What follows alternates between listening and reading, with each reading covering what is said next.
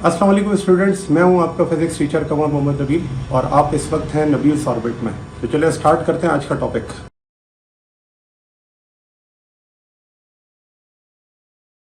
तो देखें, law of conservation of momentum जो है वो मोमेंटम की कंजर्वेशन को रिप्रेजेंट करता है।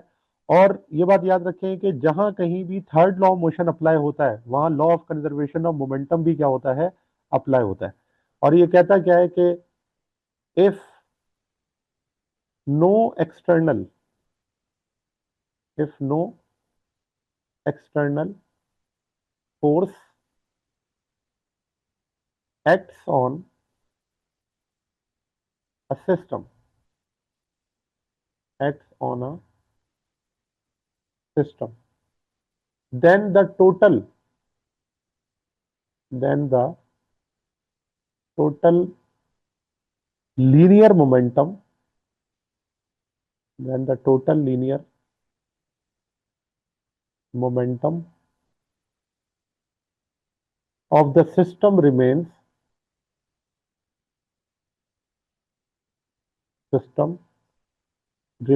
constant।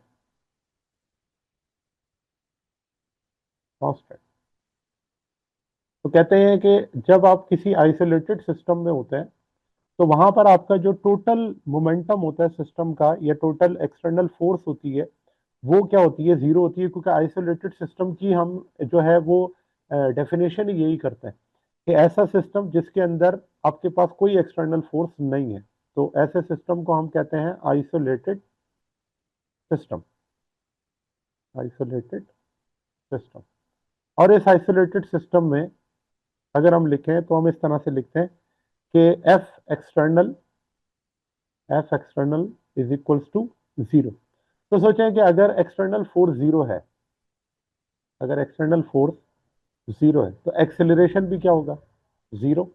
और एक्सेलरेशन जीरो होने का मतलब जो वेलोसिटी है वो क्या है, यूनिफॉर्म है। और वेलोसिटी अगर यूनिफॉर्म है तो उसका चेंज क्या होगा, जीरो। और वेलोसिटी का चेंज अगर जीरो है तो इसका मतलब मोमेंटम, क्योंकि मास इनटू वेलोसिटी है, तो यहाँ पर जो चेंज इन मोमेंटम है वो क्या होगा, जीरो। क्योंकि वेलोसिटी अगर चेंज नहीं हो रही, मोमेंटम आपके पास चेंज नहीं हो रहा, और चेंज ऑफ मोमेंटम क्या हो जाएगा, जीरो।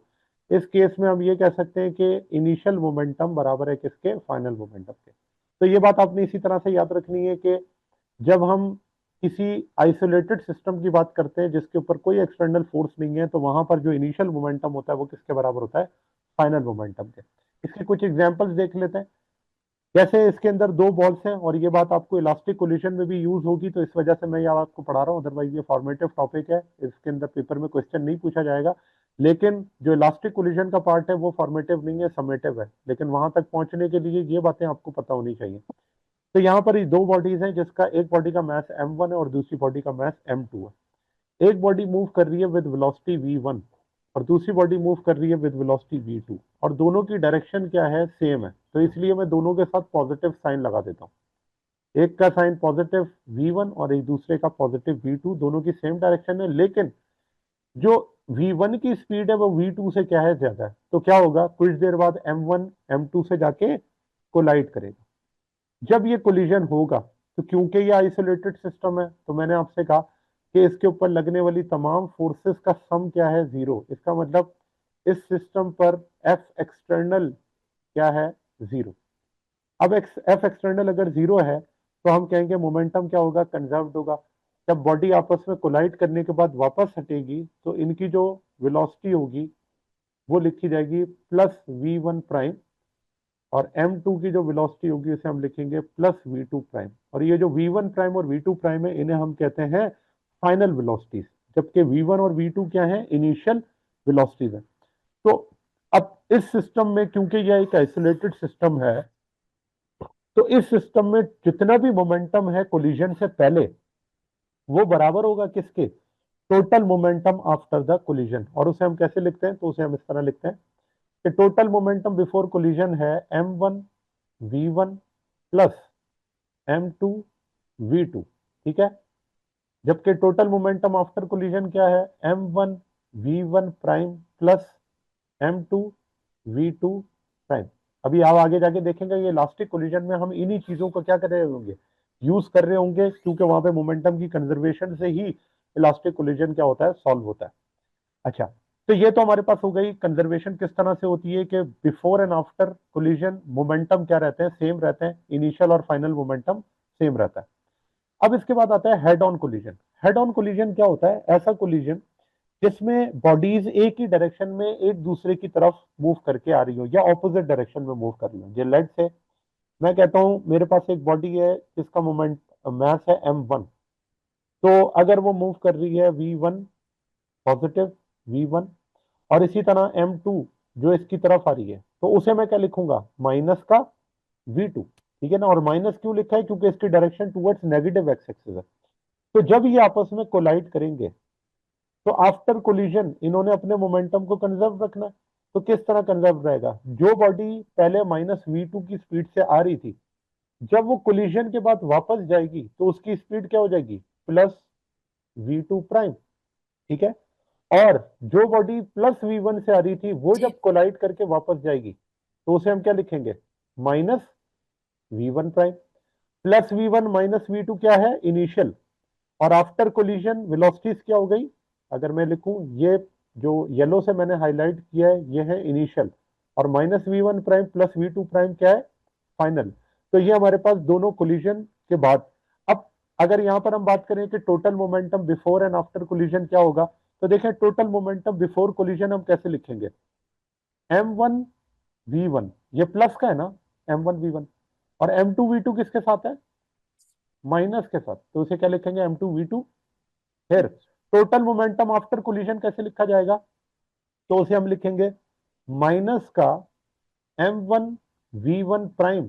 ठीक है ना, क्योंकि आफ्टर कोलिजन उसकी वेलोसिटी क्या हो गई, माइनस, और फिर टोटल मोमेंटम आफ्टर कोलिजन वो क्या लिखा जाएगा, प्लस का m2v2 प्राइम। ठीक है, तो ये हमारे पास है momentum before and after collision. आप इसको रीअरेंज करेंगे तो हमारे पास यही आ जाएगा, m1v1 प्लस m2, जो भी आपके पास है वैल्यूज, जो 1 वाली हैं और 2 वाली चीजें हैं उनको अगर आप एक तरफ कर लें तो वो फिर प्लस के साथ ही हो जाएंगी। ठीक है ना, देखें जो माइनस है दूसरी तरफ जाके प्लस हो जाएगा ना, तो फिर इक्वेशन वही बन जाएगी कि इनिशियल और फाइनल क्या होंगे, सेम होंगे। अच्छा, तीसरी सिचुएशन इसके अंदर कि अब अगर हमारे पास एक बॉडी है जिसकी वेलोसिटी है v1 और जो दूसरी बॉडी है उसकी वेलोसिटी है v2। अब यहां पर v1 जो है बड़ी है v2 के मुकाबले में और ज्यादा स्पीड से मूव कर रही है, तो after some time it collides, और कोलिजन के बाद दोनों बॉडीज क्या होती हैं, स्टिक करके साथ चलने लगती हैं। ठीक है ना, क्योंकि ये केस भी हमारे इलास्टिक कोलिजन का ही केस है, जिसके अंदर ये बॉडीज जब मूव करेंगी तो इनकी एक कॉमन वेलोसिटी होगी। ठीक है, इनकी एक कॉमन वेलोसिटी होगी, इस वेलोसिटी को मैं कह देता हूँ कैप वी। ठीक है, कैपिटल वी।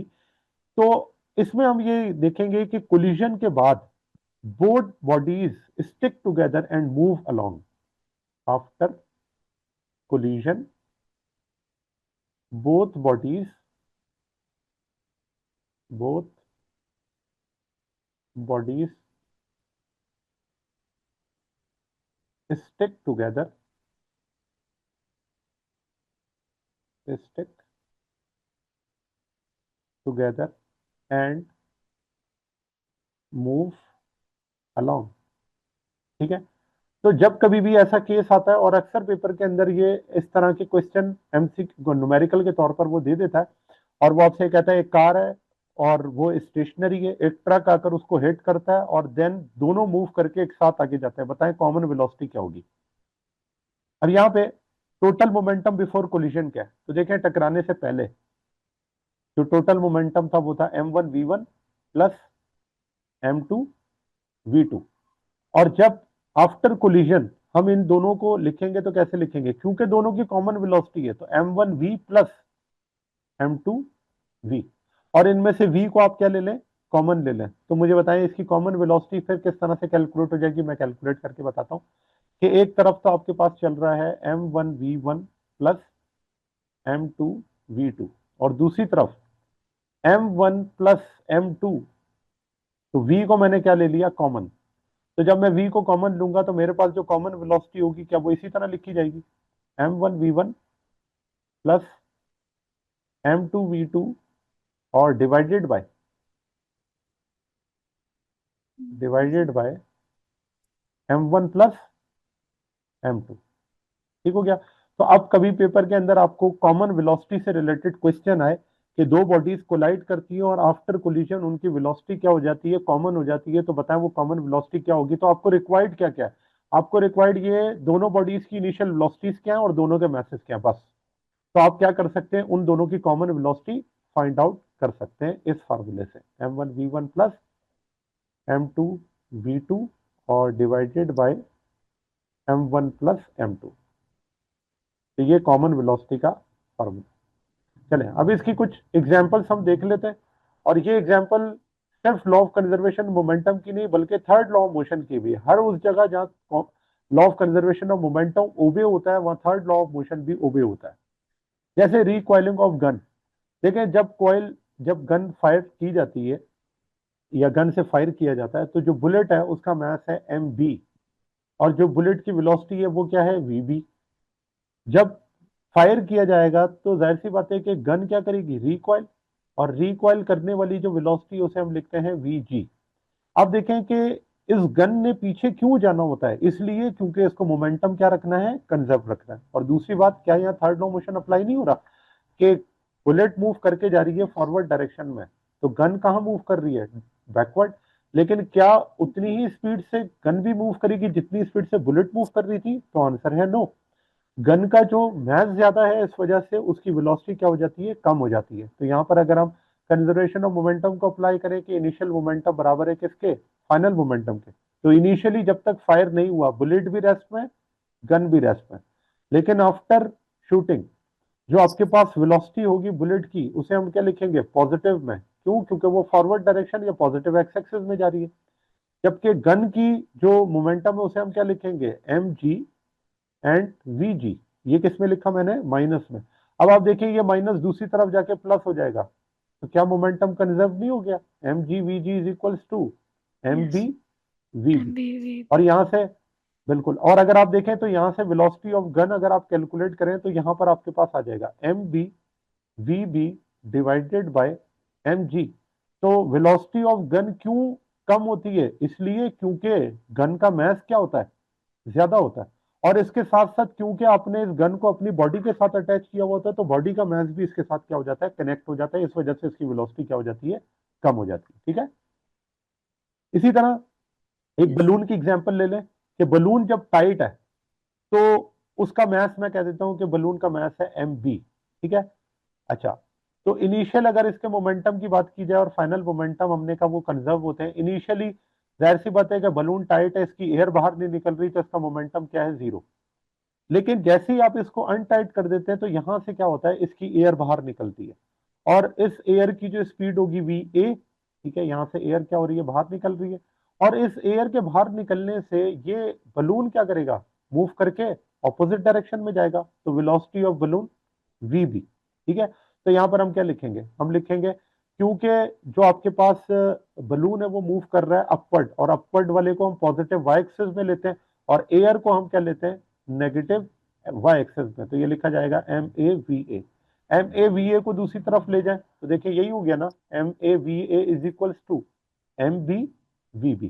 तो law of conservation of momentum apply हो रहा है और थर्ड लॉ मोशन भी अप्लाई हो रहा है। ठीक है। इसी तरह रॉकेट प्रोपल्शन की बात करें तो रॉकेट प्रोपल्शन के अंदर भी क्या होता है कि बॉडी मूव, जब रॉकेट प्रोपेल कर रहा होता है तो उस वक्त इसकी जो गैसेस होती हैं वो क्या हो रही होती हैं, एक्सपेल्ड हो रही होती है।